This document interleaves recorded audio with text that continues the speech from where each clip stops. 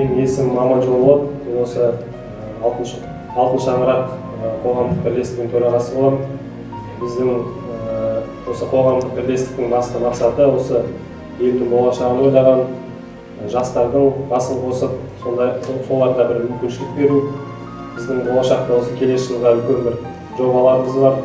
Өздеріңіздер білесіздер, келесі жылы волонтерлар жылы. Сол себептен біз осында студенттерді шақырған себебіміз де сол біздің волонтерлық жобаларға қатысуларыңызға болады.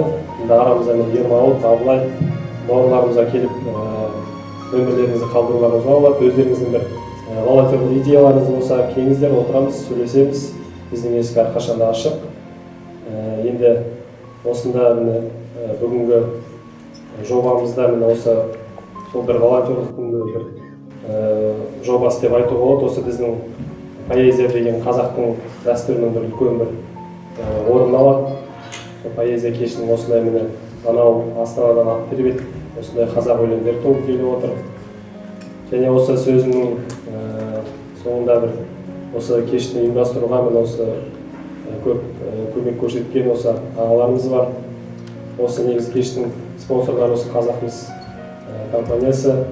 Оның ішінде жаңағы осы біздің Нұрғазы кенішінің директоры, қазір осында кешіп жатыр, Базылов Асқар Бақтығалиұлы. Және осында Қазақмыстың кәсіподақ, Нұрғазы кеніші кәсіподағының төрағасы Айдын ағамызға рахмет айтқымыз келіп отыр. Осы Қазақмыстың жастар одағына, жастар болашақ одағына үлкен рахметімізді айтқымыз келіп отыр.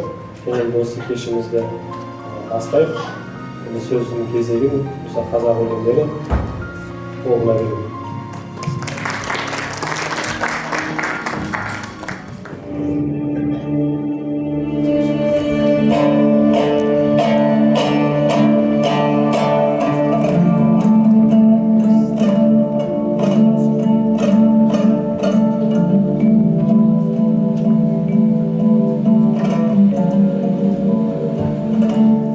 Жәміл-ау, қал жайымды білсең еді,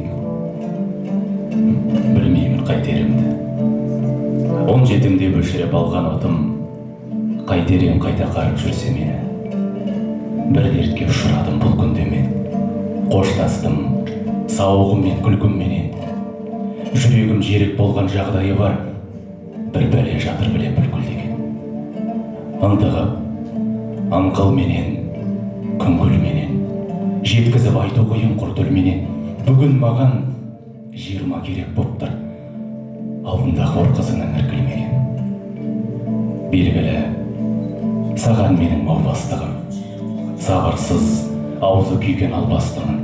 Кесемді алды менен үрлеп алам, ыстық шайды аузым алмас бұрын.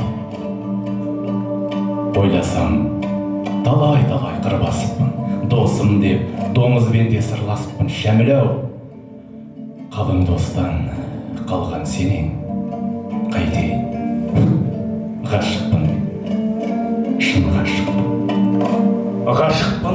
Ғашықпын деп білдірмедім, белгілі бүлдіргенім. Жарқ етіп жайдың оты шашылғанда, жалт беріп қарауға да үлгермедім. Достардың ортасына түсіп қалдым. Жәміл, осы мені ұшықтар кім? Желдеріне желігіп пысықтардым. Кеше мен махаббатқа шып бардым дағы отырдым қарсы қарап. Ол да отыр түрін жоқ хал сұрамақ. Сұқтанған жат көзінен жасқандым да, тайып тұрдым қашанға әл шыдамақ. Тіл қатып, тіс жармадым, үндемедім. Білмеймін білгенінде білмегенін. Мен деген саудан біткен саудагермін. Керегім бола қойсын кімге мен. О жүрген қайран күндер, сайран күндер, жалт бұрылып оқыс бір қарағанда жүзіңнен жүрексініп тайған күндер. Сол күндер ғой жүректің аңсағаны, соған шөлдеп айызым тамсанады. Өкініш пе білмеймін қуаныш па, жүрегім өз-өзінен ән салады. Әнсіз өмір ме, қаңсымай ма, өзегімді өртеп тер жаншымай ма. Махаббатқа арнап бір ән шығарсын Жәміл-ау. Шәмші қайда, Шәмшігай, тағы да бір таңдандырсын, жандандырсын, жүректі жандандырсын. Мәңгі өлмес махаббатым айта жүрер, мәңгілік өлмей тұғын ән қалдырсын. Махаббат бүгін және қарамады. Қарамады, жанымды жаралады. Шәмілеу, білесің бе, шын махаббат дәл осындай қарамаудан жаралады. Мейлі ол қарамасын, түсінбесін, осылай асқақ болып кішірмесін. Бастан алып бара жатқан тал түсіме тағдырын көлеңкесін түсірмесін. Ескермесін, білмесін, кете берсін. Бұл фәниден алаңсыз өте көрсін, дәрменсіз менің балқау махаббатым. Сәрелі, өміріммен өтелерсің. Шәміл-ау, күндер өтті, айлар өтті. Амалсыз қайран күндер қайда кетті. Махаббат сәулесіне ұрындым мен, махаббат өмірімді ойран етті. Қазір түн, көктем түні маужырап тұр. Отырмын жазбай, сызбай, қалжырап құр. Тереземнің алдында кәрі қайын, көктей алмай бұтаға саудырап тұр. Ақ нөсер аңырап кеп дүркін ашылар. Кәрі қайын көктері бір күн, махаббат сірәмеді даулар ма? Бет алып бұрын басқа кеткен шіркін. Көшелердің көзінен қан атылып, қала жатыр. Қазір түн, дала тұнық. Махаббатты күзетіп, кірпігілмей, бүгін және отырмын, таң атырып. Шәміл, айналдым жазылмасқа, күйрейтұғын түрім бар жазым бассам. Қазір менен соғықпен сайран қалған, жырында жайда қалған жазылмастан. Ойға өріс таппаған тілге дерек, ойнақы жырым менің кімге керек? Тулайды тұтқындалған ақ дейіндей, шығыршықтай талып шырмы белек. Жоқ Шәміл, махаббат менен аулақтады, арманым кетті мені алдап-дағы. Саяз деп құр-бекерге сабылыппын, табыныппын сағымға ар жақтағы. Қазір түн, көктем түні сәуір айы, көктеген әлде қашан кәрі қайын. Сәлден кейін тағы да таң атады, тағы да сарыбай. Шәміл, шаршадым, қалжырадым. Ет жүрегім езілді, қанжылады. Жарым менің науқастың сандырағы, құным менің тазының қарғы бауы. Темір емес, мендік адаммын ғой, аңнан емес адамнан жаралдым ғой. Шәміл-ау, тұңғиыққа қамалдым ғой, қайтайын, қайда барып жазармын ғой. Тағы түн, тағы менен ұйқы қашты. Қайтайын қаңыраған күйкі басты. Алдымнан мына фәни тұр жалаңа шығарып тілін маған сиғын ашты. Махаббат менен кеткен, бүлекте жүр, ол дағы жасын түскен теректе бір. Тіршілік махаббаттан жаралған ғой, Шәміл-ау, осы маған керек пе өмір, керек пе өмір.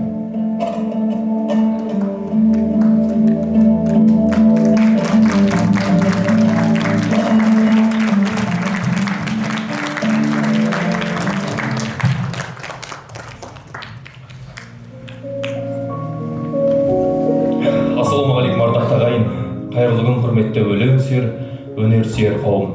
Бүгін мінеки арқаның төрі, Қараөлеңнің қақпасы Қарағанды шаһарына келіп қалдық. Қазақ ақындарының бірі де бірегейі Қадыр Мырза ағамыз айтпақшы: адам егер болмаса ездің бірі, сұлулыққа түседі көздің қыры. Дүниеде ғаламат екі нұр бар, күннің нұры және де сөздің нұры. Ақын бола бермейді мыңның бірі, мұнайтуға болмай жүр сынның қыры. Сөздің нұры түседі жүрегіңнің, түкпіріне түспейтін күннің нұры демекші. Қара өлеңнің, қара сөздің қадір қасиетін сезініп, поэзия атты ұлы өнерді бағалап келгендеріңізге мың алғыс. Қара өлеңнің қақпасы атанған Қарағанды, арқа өңірі Бұхар бабамыздай, Қасым Аманжолов ағамыздай көптеген ұлы тұлғалардың тіннік кескен жері. Бұл әдемі алып шаһар менің де шығармашылық жолыма түсуіме себепкер болған. Осы қалада жүріп, мен өзімнің алғашқы өлең жолдарымды жаздым. Ендеше, бүгінгі кешімізді өзімнің осы қалада жүріп жазған өлеңіммен бастауға рұқсат етіңіздер. Шыдас бермей, жүрсең егер назмұнға, өміріңе өкпелеме, жазғырма. Солғын тартқан салқын күні болады жадыраған жылы шырай жастыңда. Келгеннен соң өмір дейтін айдынға, болар сірә қуаныш пен қайғыңда. Басым болып жатса егер екінші, сүріндің бе, құладың ба, тайдың ба? Сезінгенде қиындықтың ауырын, жығылдың ба, жер құшты ма жауырын? Өмір деген арпалыстың алаңы қатар тосқан, шуағы мен дауылын. Қатар тосқан ағы менен қарасын, бақыт, шаттық, қайғы, мұңын наласын. Өмір сенің сұрауыңды бермейді, сен өмірдің ұсынған наласың. Қояр бәлкім, сынын артып, мұң артып, шынға шығам десең дағы мұн артып, жаратқаным біледі ғой, шамаңды көтермесең, жүк салмайды тым артық. Алған еке, көтер енді еңсеңді, уақытың бар бұл өмірде өлшеулі, жігерсіздік танытқанның шын сында, іргетас ақау берді, теңселді. Сен алайда болма ондай қатардан, сенде сірә жат тіршілік жатарман. Түн орнаған болса бүгін көгіңде ал ертең ақ, күлімсіреп атартан. Сондықтан да күн кешпеген өкпелі, жолығады сан белестің өткелі. Шыдай білсең, төзе білсең бәріне, бақыт тұрар, сені тосып шеткері. Иә солай, бәр өмірде өтпелі, болсын мейлі асатын тау, басатын қыр көкпелі. Әрбір істің өз қайыры болардай, әрбір қыстың бар өзіңді көктеме. Енді Қарағанды дегенде алғаш ойға оралатын ақындардың бірі ол әрине Қасым Аманжолов ағамыз. Иә, Еламан, дұрыс айтасың. Бір Қасым туралы қызық әңгіме айта кетейін мен. Құрметті ағайын, бірде Ілияс Омаров Қасым Аманжолов атамызды өзінің қабылдауына шақырып, повесть жаз деп тапсырма береді. Әңгіменің орайы келген кезде Қасым атамыз үйім жоқ дейді. Содан Ілияс Омаров жазушылар одағына, қалалық сәбетке звондап, ақынға үй беріңдер деп тапсырма береді. Дайын тұрған үй болмағандықтан Қасымға жер береді. Оны салатын ақын Қасым ба бас тартады. Одан бір үйде екі семья тұрыңыздар деп, екі жанұя тұрыңыздар деп үй береді. Оған да бас тартады. Сонымен 1949 жылы Мәскеуде қазақ өнерінің 10 күндігі болып, сол жерде Ілияс Қасымды көріп қалады. Қасым, осы сен үй алдың ба деп сұрайды. Мән жайды түсіндірген Қасым үй алмағанын айтады. Сонда Ілияс жатып кеп ашулан, қызықсың, бұрыннан бері маған айтпайсың ба деп, Алматыға келгеннен кейін Алматының төрінен, Виноградов көшесінен жаңадан салынған үйді береді. Бергенін қайтейік, Қасым атамыз 8 ай төсек тартып ауырып жатып қалады. Одан соң 5-6 жылдан кейін дүниеден озады. Дүниеден озған ақынның үйін қалалық сәбет бұзуды ұйғарады. Ақынның үйін бұзып жатқан Жүрсін Ерман ағамыз көршісі ақынның үйі деп өлең шығарған екен. Рұқсат болса қабыл алыңыздар.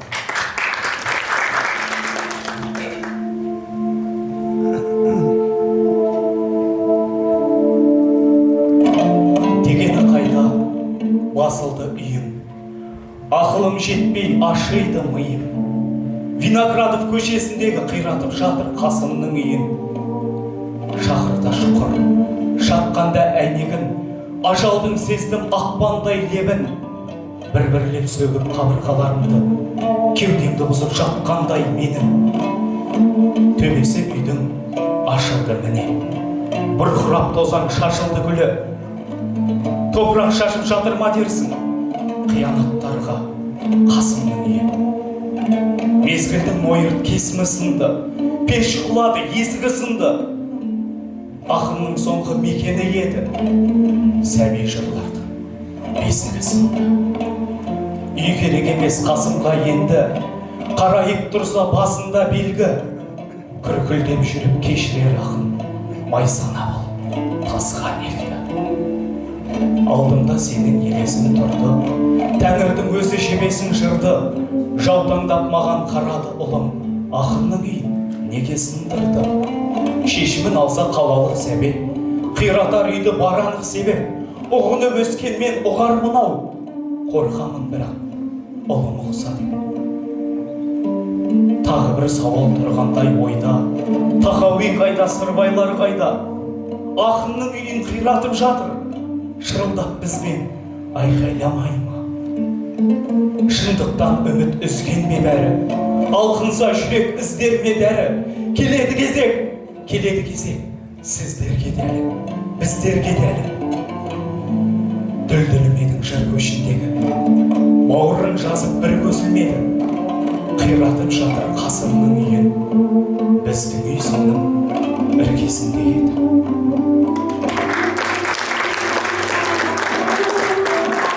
Қайырлы күн, құрметті өнер сүйер, құрметті жыр сүйер, жалпы қазақтың қара өлеңіне, қазақтың поэзиясына жаны құштар азаматтар. Енді мына жерде тұрған азаматтар қазақ өлеңдері жобасының мүшелері. Осы қара өлеңнің қағбасы өздеріңіздің құтты мекен, киелі мекен Қарағандыдан шыққан небір бұлбұлдардың, небір дүлдүлдердің шығармашылығынан өлең оқып жатыр. Рұқсат болса, өздеріңіздің осы жергілікті Қарағанды қаласының ақыны Рахат Әбдірахмановтың шығармашылығынан бір өлең оқып берейін, қабылдаңыздар.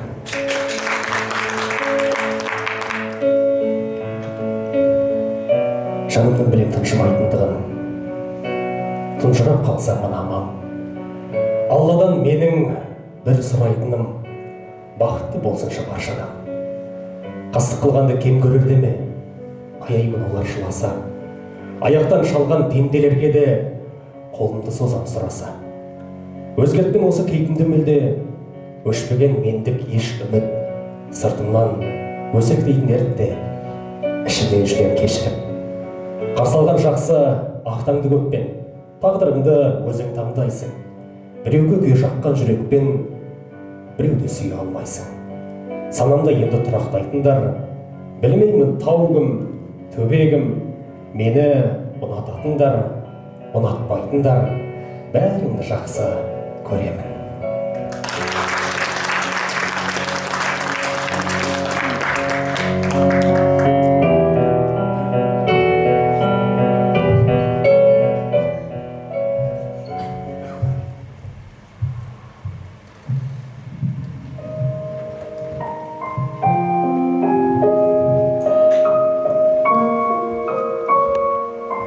Өредім мен, көрдім де сені жасыдым, көрдім де сені дір еттім ауасылым. Мендегі көзбен қараса саған шыдамас, жүректері де мұқағали мен қасымның. Жырларың болып, жарқ еткен өткір жасындай, жазбасам да сол тура сол бір мұқағали қасымдай. Іңгәрліктің мәңгілік болар түрі бар, селт еткен сезім, дір еткен жүрек басылмай.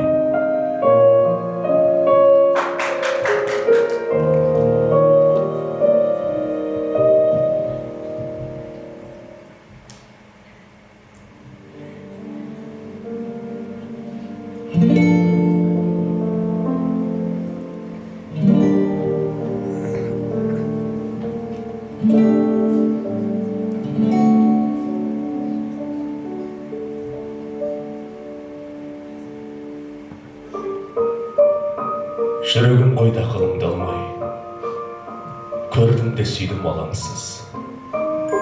Сүйемін деуге батылым бармай, ағаң болып жүрмін амалсыз. Жарасып жүріп жаным досым ой, сіз дегеніңде мағансыз. Мөлдір көзді қарындасым ой, мөлдір мұңымнан хабарсыз.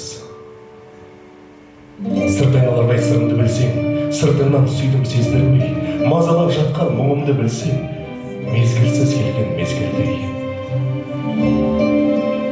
Басқада жүрмей назарың мөлді, жас жүрегіңе сөз жүрмей, мөлдір көзіңді қададың күнге, мөлдір сезімді көз көрмей. Мөлдірін ай, мөлдірін ай, мөлдірін ай көзіңнің. Көп болды бұлай, оян бағалы, сезімнен.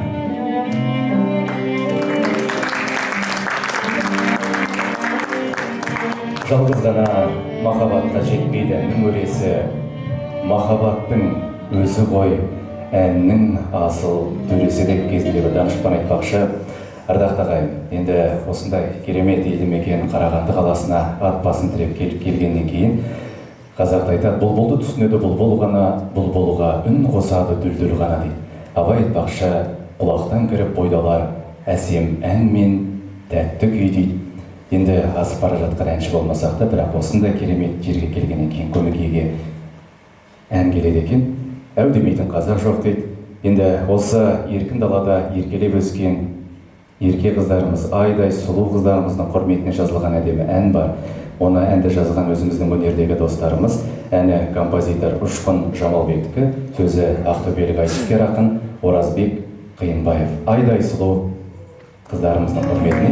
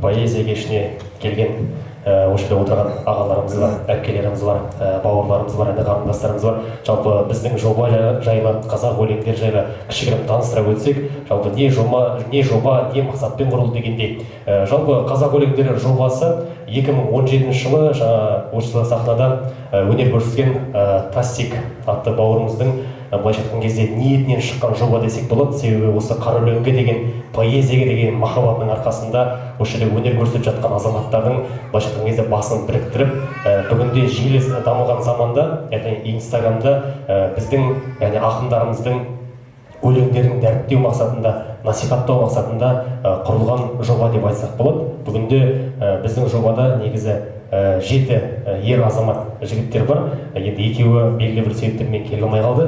Бесеуміз барынша сіздердің алдарыңызға шығып, енді өнерімізді, қазақтың поэзиясын былайша айтқан кезде насихаттап жатырмыз деп айтсақ болады. Және жоғары мақсатына толықтыра кетсем, қазіргі кезеңде ғаламтордың заманында 21 ғасыр жаңашадан өз романында қазақтың кенжелеп қалған осы бір керемет өнері, яғни поэзия өнерін дәріптеу, насихаттау мақсатында және де өзіміздің замандастарымыз бар, соңымызда еріп келе жатқан іні қарындастарымызға осы қазақтың керемет бір құнды мүддесін жеткізу арқылы біз осы ұжымды құрған болатынбыз. Және де осы орайда біз көптеген кештер ұйымдастырдық. Елордамызда әр ақынның туған күнінде үлкен жаңағы қазақ әдебиетінде ойып тұрып орын алатын ақындардың туған күнін ұйымдастыру талай жүзеге асырдық. Және де өзіміздің де былай түрлі кештерімізді беріп жүрміз. Енді биылғы жылдан бастап, биыл жастар жылы дейді, биыл рухани жаңғыру деп жатырмыз. Осы тұңғыш елбасымыздың саясатын қолдау мақсатында, рухани жаңғыру аясында ұлттық мүддемізді дәріптеу мақсатында біз осы еліміздің түкпір-түкпіріне аралап, осы керемет қазақтың қара өлеңін насихаттау мақсатында біз түрлі кештерді ұйымдастырып жүрген жайымыз бар. Сол кезекті іс-сапармен сіздердің елді мекендеріңізге, сіздердің қалаларыңызға біз келіп қалған жайымыз бар. Мен де сөзді жалғастырып өтейін. Жалпы біздің қазақ халқы ақын жазушыларға кемдегі сөздеріңізді жақсы білесіздер. Қарапайым мысал, бір ғана жазушылар одағында 850-ге тарта ақын жазушылар бар. Бірақ бір қынжылатыны, жастарымыз өлең оқы дегенде Мұқағалидан асып кете алмайды. Қазақта Мұқағалидан артық, Мұқағалидан басқа ақын жоқтай. Болмаса қазір әлеуметтік желілерде енді танымал, белгілі бір тақырыптардың аясында жазатын, атын атап түсін түстемесек те, сондай ақындардың өлеңімен ғана таныс. Біздің қазақтың жауһарлары, маржандары, Қадыр, Жұмекен, Төлеген сияқты ақындар өкінішке қарай сол кісілердің өлеңдері оқылмай жатады. Біздің мақсатымыздың бір мүддесі де, бір белгісі де осы бақилық болған еліміздің, ұлтымыздың руханиятында өзінің атын алтын әріппен жазып қалдырған ақындарымыздың өлеңдерін халыққа жеткізу, жастарымыздың соңымыздан ертіп келе жатқан іні қарындастарымыздың осы поэзияға деген, қазақтың қара өлеңіне деген ынтызарлығын, махаббатын ояту. Тамаша. Енді бізде жиналған жігіттердің барлығы дерлік өз саласының, өз мамандығының үздіктері деп айтсақ болады. Бірі яғни телевидение саласында, бірі радиода, бірі кәсіппен айналысады дегендей. Енді бүгінгі кешке келіп тек қана поэзия оқып кетпей, одан да кішігірім сахнада қойылатын дүниелермен, сахнада сомдалатын заттармен, яғни былайша айтқан кезде кішігірім бір актерлік қабілетімізді танытып, сіздерге өнерімізді паш етсек деп келдік. Енді арамызда жалғыз кәсіби актер бар. Қазақстанда бірнеше танымал киноларға түскен Ермек Тұрғанбектің орындауында Оралхан Бөкейдің «Атау кере» атты монологын қабыл алыңыздар.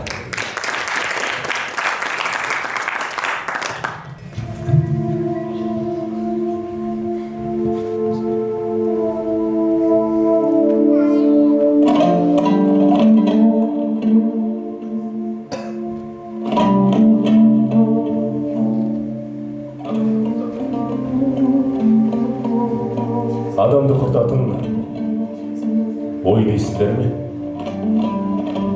Қайдан?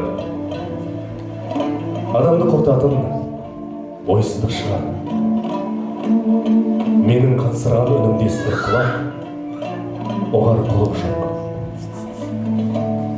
Шамасы бір жылдың ішінде сауатты қайыршы болып шыға келдім. Жұмыстан қуылдым, әйелімнен, баламнан айырылдым. Мен осы бір нәрсеге таңғалдым. Неге біз өтірік сөйлейміз, өтірік күлеміз, қысқасы өтірік өмір сүреміз, Неге біз бұл өмірге түкке де керек жоқ, бейшара мүскін екенімізді мойындағымыз келмейді? Қазір жоқ болдық делік. Бәріміз жоқпыз. Сен де, ей қазақ, сен де, ей орыс. Жоқпыз. Дүниенің қылшығы қисая ма? Жоқ, керісінше. Ұлы мәртебелі табиғат ананың көкірегі тазарар еді. Көк жөтелден сауығар еді. Өліміздің жаманы жоқ. Тіріміздің жаманынан аман жоқ. Аспан ұшқанда аяқтан тартамыз, топырақ ұшқаннан өлерде қорқамыз. Алыстан арбалаймыз, жақыннан дорбалаймыз. Сыйынғанымыздың алдында қос аяқ қағамыз, сүйенгеніміздің алдында сиырша жорғалаймыз. Шенге келгенде жемқор, жебір шығамыз, өлерге келгенде құнарсыз кебір шығамыз. Шырт бұзамыз, шылбыр сүйретеміз, нәпсісін тиғанды қор дейміз, нәпсі келгенді зор дейміз. Шымақ демей шын қайтып, үйде батырмыз, түсте қатырмыз. Әй, несін айта берейін? Құрметті жолдастар, мен бұл лекциямды 20 жыл бұрын дәл осындай қарқынмен оқуым керек еді. Амал не? Ішкізіп жіберді. Әуелі әулиесің, тума талансың деп ішім кепкенше мақтады. Артынан бірақ депті. Құрметті жолдастар, мен осыншама итқорлықты біреуден көріп, жаласын өзгеге жапқан емеспін. Мен тек өзімнен, өзімнің жігерсіздігімнен, өзімнің рухсыздығымнан, өзімнің тексіздігімнен көрдім. Мен тек бір нәрсені өзгеден көрдім. Неге біз осындаймыз?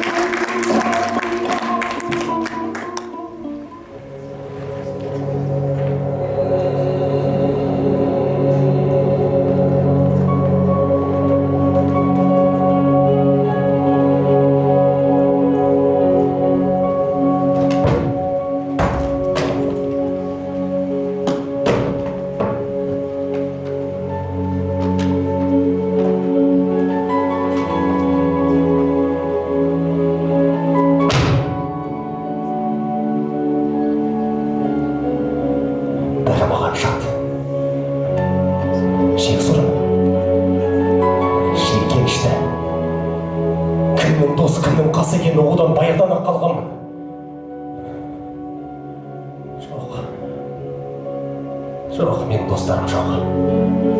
Мен айналамдан өзіме қарай жылжып келе жатқан 8 аяқты сұмдықтарды ғана көрем. Қорғана аламын ба? Білмеймін.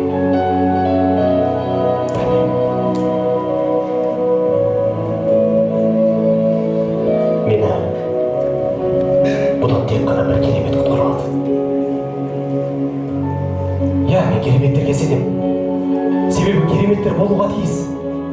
Керемет кезде тұрсақ та, керемет шақта тұрсақ та, білдірмей іштен тынсақ та біздің халіміз көп бұл шақта. Зауық жоқ соғыс сайранға, қона алмай жүрміз байлауға. Бәйгені бермес көк қасқа. Бұл күні қалқам байлауда.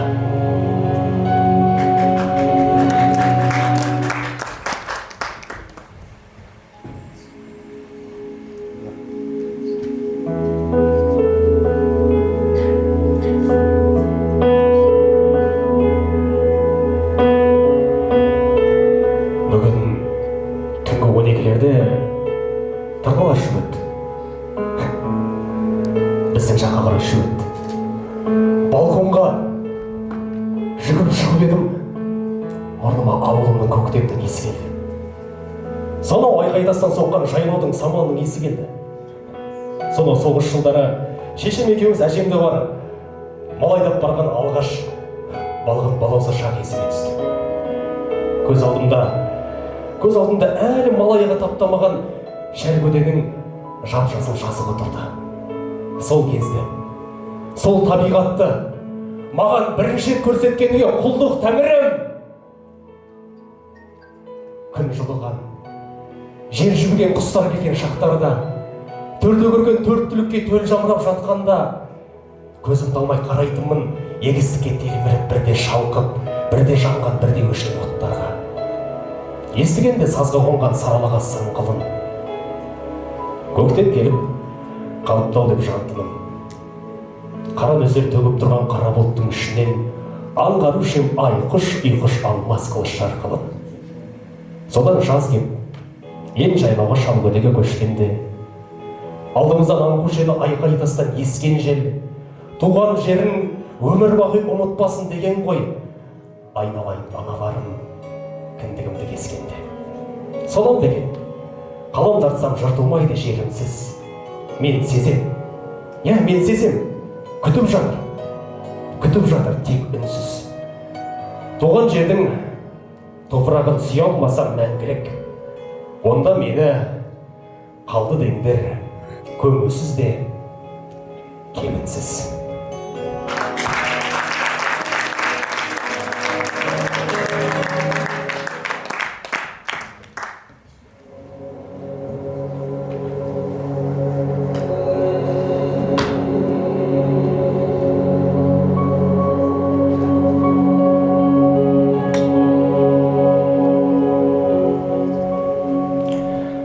Достар, егер шынымен менің өмір баянымды, менің шығармашылығымды зерттемек болсаңдар, онда мен не жазсам, соның бәрін түгел оқып шығуды ұмытпағайсыңдар.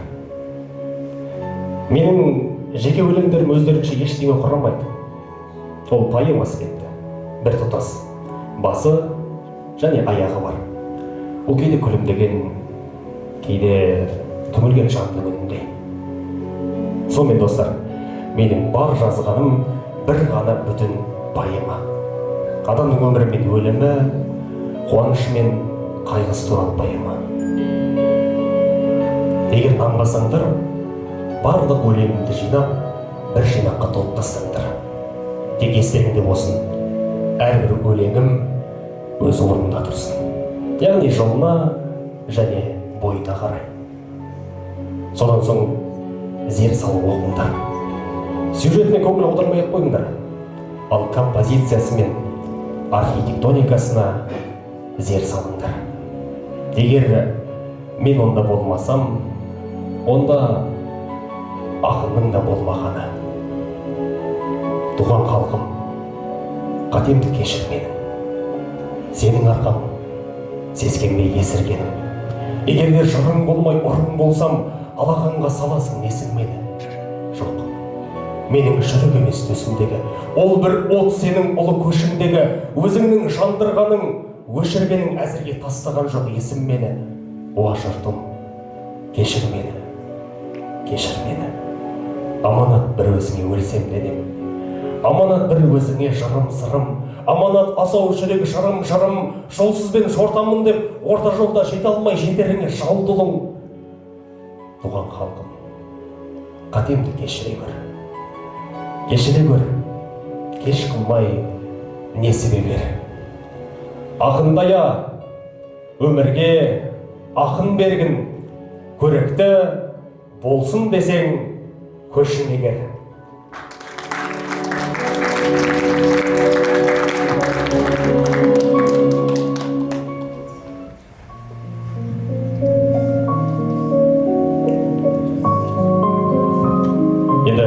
Достар, құрметті көрермендер, біздің жалпы қазақ өлеңдері жобасы Инстаграм желісінде былайша айтқан кезде танылғандықтан біздің осы яғни парақшамызда біздің оқырмандарымыздың былайша айтқан кезде біздің осы оқитын азаматтарымыздың өз төлқұжатына айналған бір өлеңдері бар деп айтсақ болады. Сол себепті арамызда біздің осы парақшамыз арқылы көріп келген азаматтар бар деп ойлаймыз. Сол себепті осы азаматтардың сол өлеңдерді оқыса ғой шіркін, сол өлеңдер бүгін тірідей өздерімен естісек қой деген сияқты ниеттерін, пікірлерін біздің яғни парақшамызға жазғаннан кейін рұқсат болса сол өлеңдердің бір кішігірім попурримасын бір-бірден кезек бастап оқиық. Ең бірінші бастайтын Мадияр Серікбайұлы.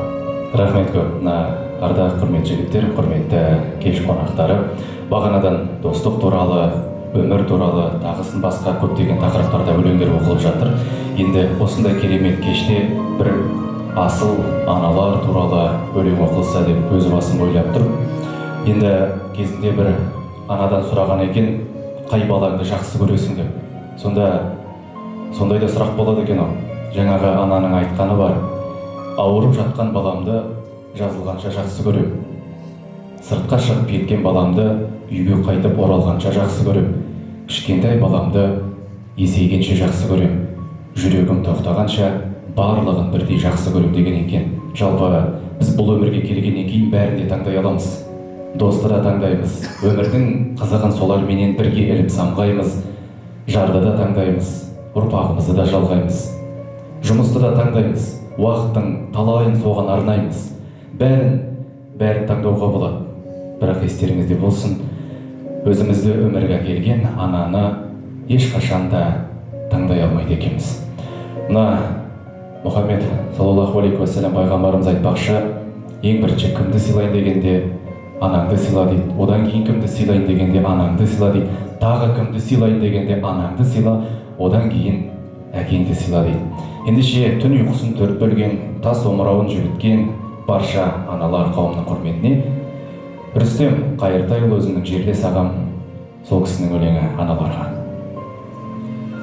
Арналсын шешейлерге шекер жырым, аямай бізге төгіп өтер нұрын.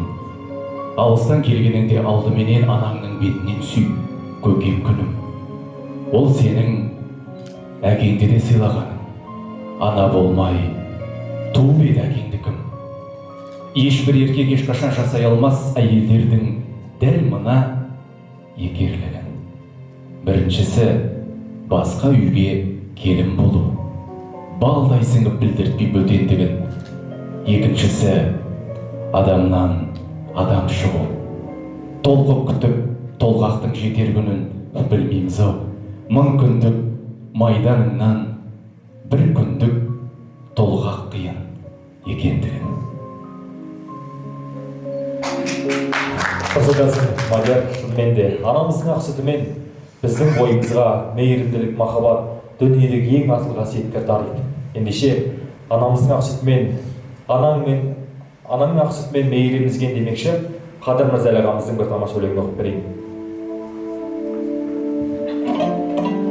Сүтпен бірген, анаң мейір емізген, ақ ниетің кем болмасын теңізден. Өседі гүл күннің уыз нұрынан ал адамдар, жылы-жылы лебізден. Кім-кімнің де өнегелі бірісін, көре тұра көрмейтіндер құрысын. Нең кетеді жақсы десең жақсыны, нең кетеді дұрыс десең дұрысын. Бізге жеткен ата-баба сөзінен, мен ағайын бір даналық сезінем. Табам десең бір қасиет табасың, жаман дейтін жолдастың да өзінен. Жетпейді өмір тіршіліктің дауына, бүлігіңдер көңілдердің бауына. Артық емес айтып қойсаң жылы сөз досың түгіл, кейде тіпті жауыңа. Адамдарсыз адам бағы жанбайды, көңіл шіркін ықыласқа қанбайды. Жылы сөзді артығырақ айта бер, жаның содан жартыланып қалмайды. Оқасы жоқ, өзен көңіл тасыса, жігер берер жылы лебіз жазсаң. Біз адамбыз, адам түгіл бұзауды сүйсінеді әукесінен қассаң. Сүтпен қоса анаң мейір емізген, ақ ниетің кем болмасын теңізден. Өседі гүл күннің алтын нұрынан, ал адамдар жылы-жылы лебізден. Аналарымызды бақылайық ағайын, қадірлейік. Өйткені анасы бар адам, ол әлбетте ең бақытты адам. Бақыт демекші, бақыт ең алдымен адамның табанына қонады екен. Табанын түзу ұстаған адамның тізесіне қонады екен. Тізесін түзу ұстаған адамның беліне қонады, ал белін түзу ұстаған адамның кеудесіне қонады. Кеудесін түзу ұстаған адамның басына қонады. Сондықтан бақыт туралы бір өлеңді оқып жіберейін. Бақыт деген не өзі? Бақыт деген не өзі деп бастады топталасты. Бірі оны үйден іздеп, бірі қырдан ырасты. Бір айтады, бақыт деген барлық байлық емес пе? Керегінше киіп ішсең, бақытсың демес пе? Бір айтады, жоқ, бақыт деген қолың жетпес мансап қой. Жұрттан көрі жүрсең ерек, соның өзі жақсат қой. Бір айтады, бақыт деген жүйрік мініп, тор тойлау. Ісің болмай күйбең менен, қарын тойса қар тойнау. Бір айтады, бақыт деген адал жар мен перзент қой. Ынтымаққа ырыс келген, ол да соған келмек қой. Пікірлердің таласына осылай мен жолықтым, бақыт адам баласына келмес оңай. Сондықтан безбеймін мен баладан да, байлықтан да, жардан да, мансап жетпес бар адамға үлестіріп алғанды.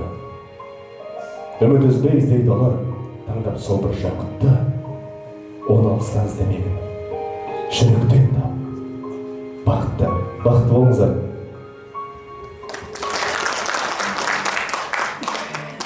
Өмірдің қарама-қайшылығы ойын сан-садаққа жүгіртеді. Бір адам дүниеден өтсе, бір сәби шырылдап келіп дүниеге келіп жатады. Бір адам бала туып тастап қашса, ал енді біреу сол бір балаға өмір бойы жете алмай зәру болып келеді. Біреу ашық күнде адасып жүреді, біреу қараңғы түннен жол таба біледі. Кейде жанындағы жақының алыстап келеді, алыстағы бір жан жақының болып жетеді. Бір қария 100-ден асса да өмірді қимай көз жасқа толып барып дүниеден өтті. Ал бір жас өзіне өзі ине қадап, нашақорлықпен уланып қыршын кетті. Біреудің өмір сүріп жүргені басқаның бар азабы қайғысы секілді. Біреу өзге бір үшін жанын қияды. Ал енді біреу қартайған шағында туған әкесін немесе анасын көзін мөлдіретіп, жүрегін елжіретіп, қарттар үйіне табыс етеді. Біреуде бар, ал біреуде жоқ. Бір кем дүние осылай өтеді. Құрметті көрермен, құрметті жыр сүйер қауым, аналарымызды, әкелерімізді ардақтай білейік. Мына Дарвиннің теориясына сүйеніп, маймылдан жаратылдық дегендер өздері білсін. Анадан Алла жаратты дегендеріңіз барша аналарымыздың құрметіне бір қошемет салсақ артық болмас. Енді ана деп жатырмыз.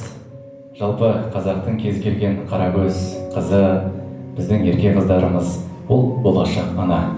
Қыз баланың өмірі, қыз баланың тағдыры ол қашанда оңай болмаған.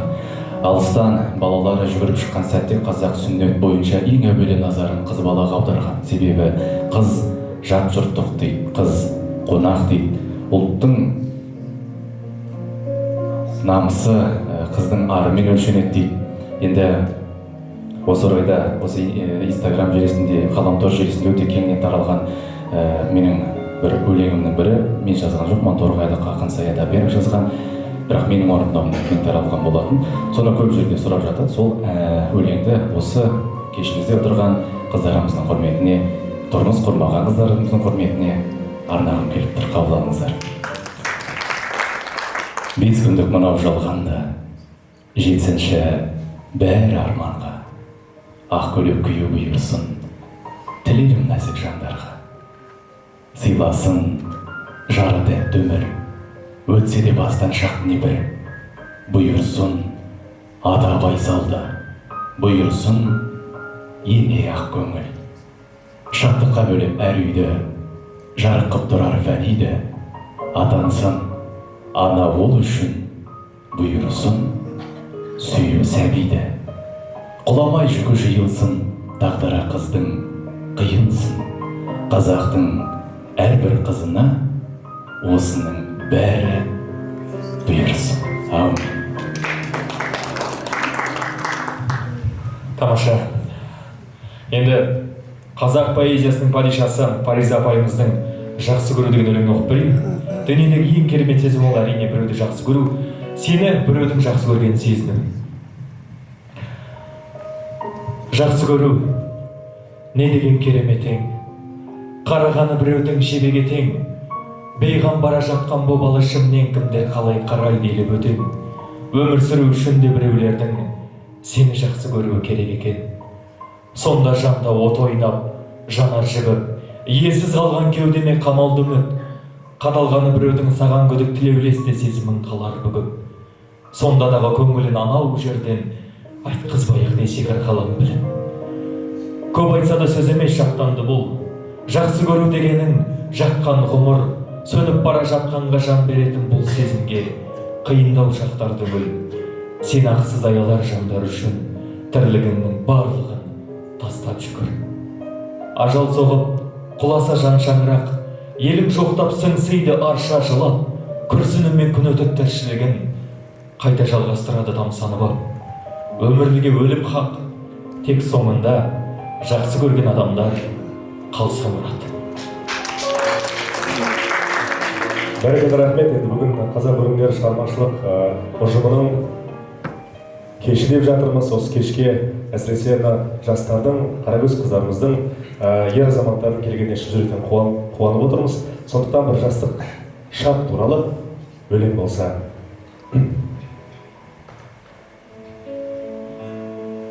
Анау қырдың басында қой баққан, тайға мініп тайсармай ойнақтадым.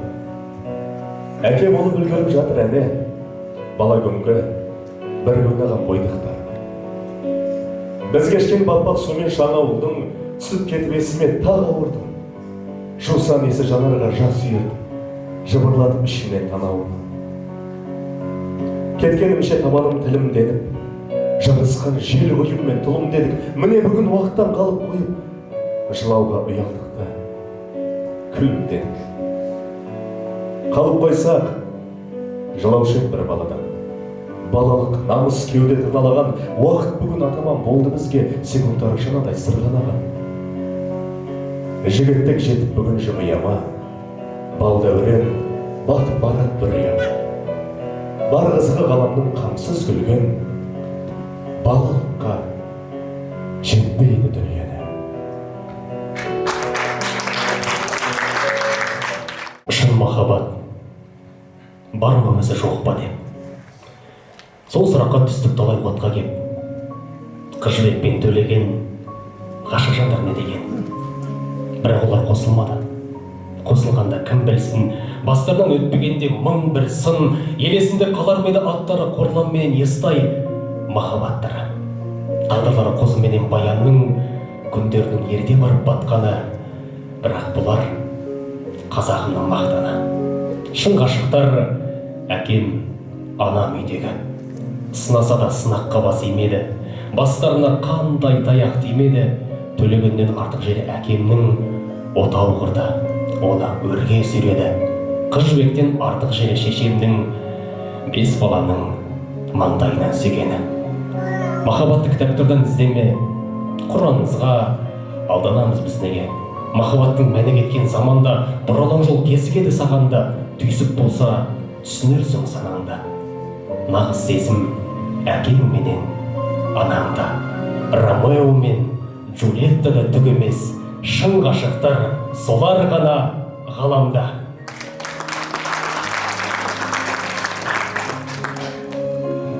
Қадірменді қонақтар, біз енді кейде пендешілігіміз ойнап, қолымызда барымызды бағыламай жататын сәттер болады. Атаң болған қандай жақсы, желкенінде кеменің.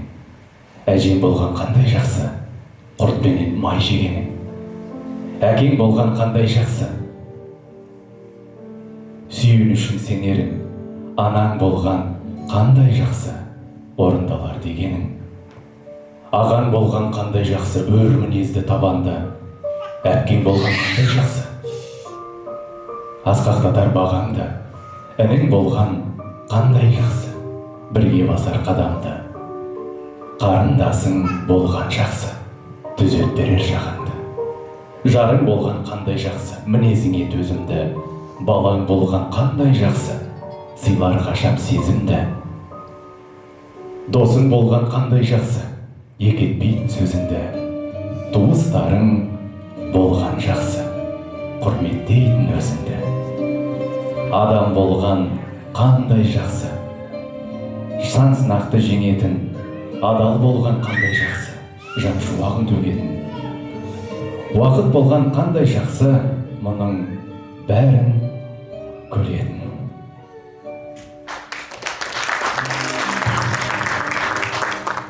Бүкіл әлем махаббаттан тұрады, таңғы шапақ от болып жанған жүргендер, бүкіл әлем мейірімнен тұрады. Әжелердің әжім жүзін көріңдер деп Жұмекен ақын жырламақшы. Махаббат кез келген ақынның қалам тербеген тақырыбы. Махаббат таусылмайды әңгіме. Ендеше Аққұштап Бақтыгереева апамыздың бар махаббат өлеңін оқып берейін.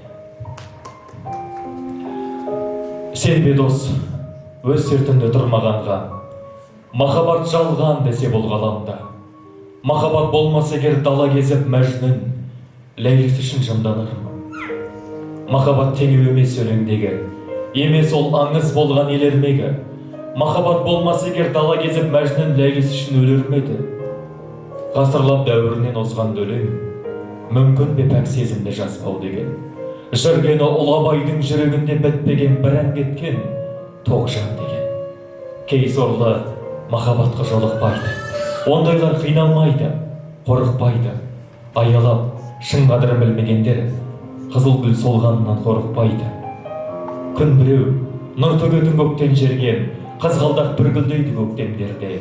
Шын бақыт екі айналып жолықпайды, қол бұлғап көзін жұмып кеткендерге.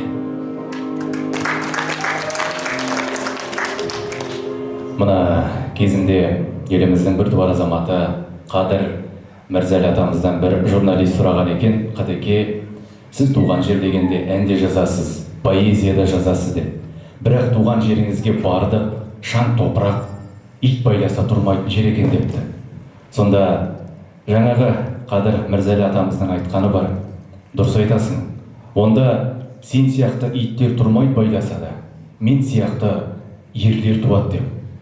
Сол секілді қазақта айтады ғой, ит тойған жеріне, ер туған жеріне дейді. Әркімнің туып өскен жеріне өзіне жұмақ, әркімнің туып өскен жері өзіне ыстық. Бүгінгі керемет поэзия кешін осы бір туған жерге деген махаббатпен, туған жерге деген құрметпен әдемі бір өлеңмен тәмамдасақ. Қабылыңыздар. Қадыр Мірзәлі, туған жер. Туған жердің тылсым сырын ұғып көр. Болдың оның бұлт демей бір түбіттер. Қарап тұрып мынау шырқау шыңдарға қалай төмен боламыз ей жігіттер. Туған жердің тылсым сырын ұғып көр. Тұма бұлақ дәриядан үміт көр. Қарап тұрып мынау түпсіз тереңге қалай таяз боламыз ей жігіттер. Туған жердің тылсым сырын ұғып көр. Теңіз кешіп тау басына шығып дер, көре тұра мынау дархан даланы қалай кіші боламыз ей жігіттер. Енді құрметті қонақтар, мыңның жүзін білгенше бірдің атын біл дейді ғой қазақ. Жігіттермен таныстыра өтейін. Арамызда мінекей бірінші Евразия каналының таңғы бағдарламасын жүргізушісі, журналист Ардақ Қасымхан.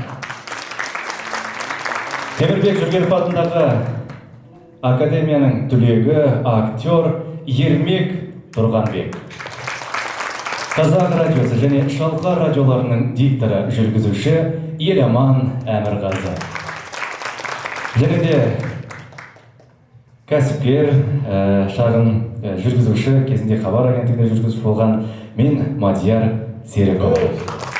Енді рұқсат болса ортада жалпы осы жігіттердің басын қосқан, бір жерге тоғыстырған азамат, жалпы қазақ өлеңдері жобасының құрған азамат десек болады. Ортаға Ардагер Сәтбаев, махаббаты Тассик, рұқсат болса ортаға қошеметтеріңізбен шақырайық.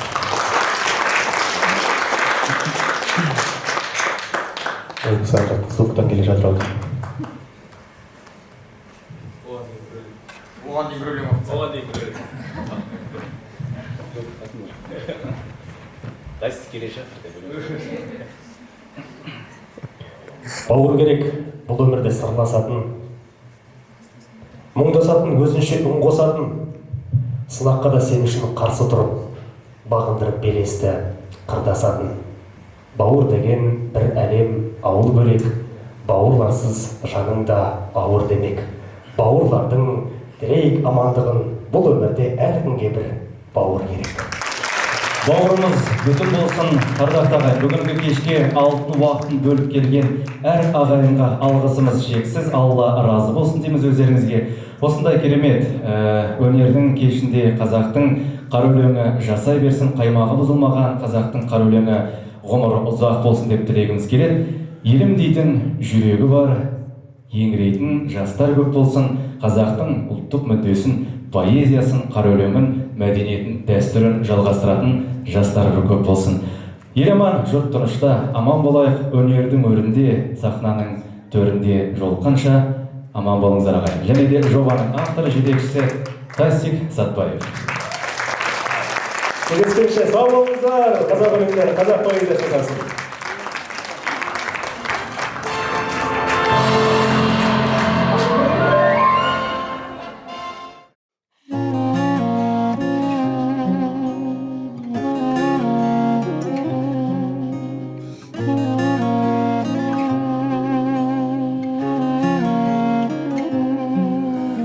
Айлы түнде аунап, сезім оты лаулап, жанам.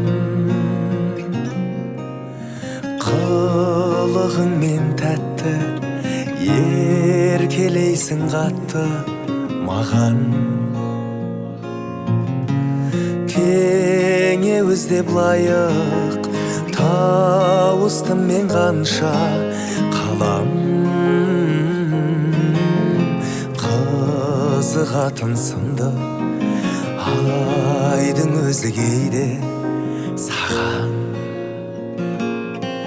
Көзің әдемі, әдемі айданда, жүрсің сен еркем қайда, қаймаңда. Сезім сынағын бірге жеңеміз, махаббат деген ұлы майданда. Махаббат деген ұлы майданда.